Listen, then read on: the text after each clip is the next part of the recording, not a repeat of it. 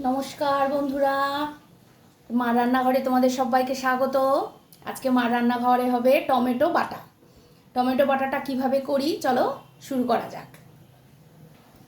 গ্যাসে কড়াই বসিয়ে দিয়েছি, কড়াই গরম হয়ে গেছে, দিয়ে দেব তেল।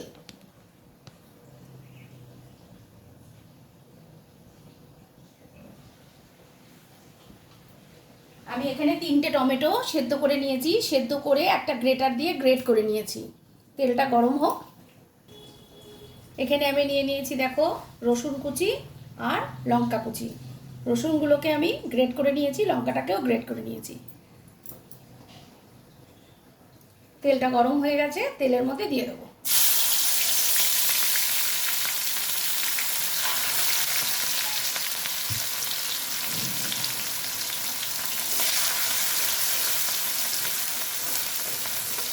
সামান্য একটু নেড়ে চেড়ে টমেটোটা দিয়ে দেবো। দেখো রসুনের ভাজা গন্ধ কিন্তু এসেই গেছে।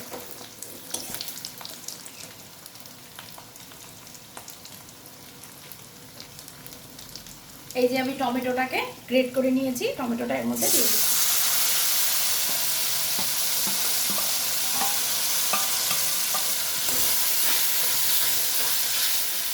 সব এখন একসাথে কষাবো।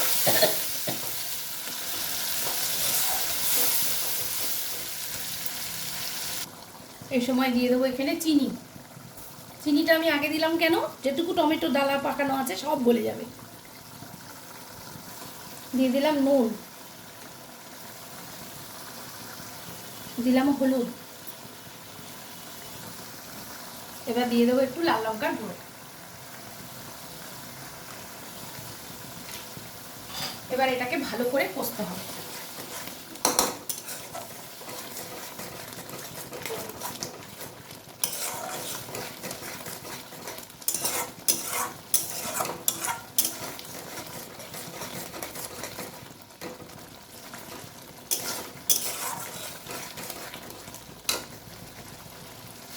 এবার একটু ঢাকনা দিয়ে দেবো, ঢেকে ধিমি আঁচ করে দেবো।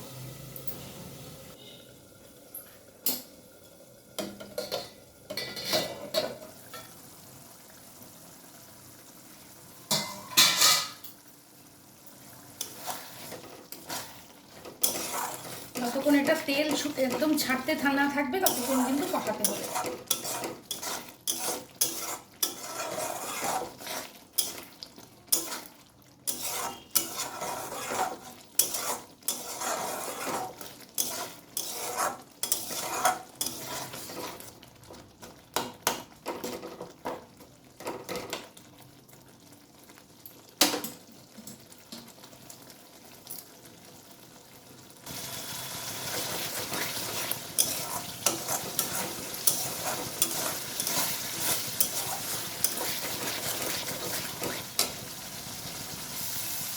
দেখো এটা কিন্তু প্রায় হয়ে এসেছে, এটা একদম শুকিয়েও গেছে, প্রায় তেলও ছেড়ে দিয়েছে।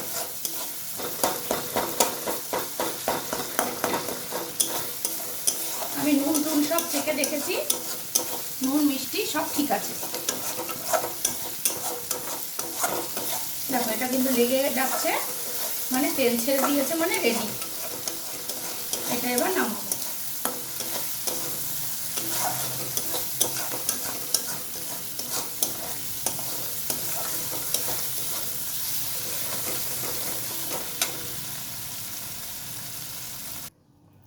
দেখো এটা আমি একটা পাত্রে তুলে নিয়েছি। আমার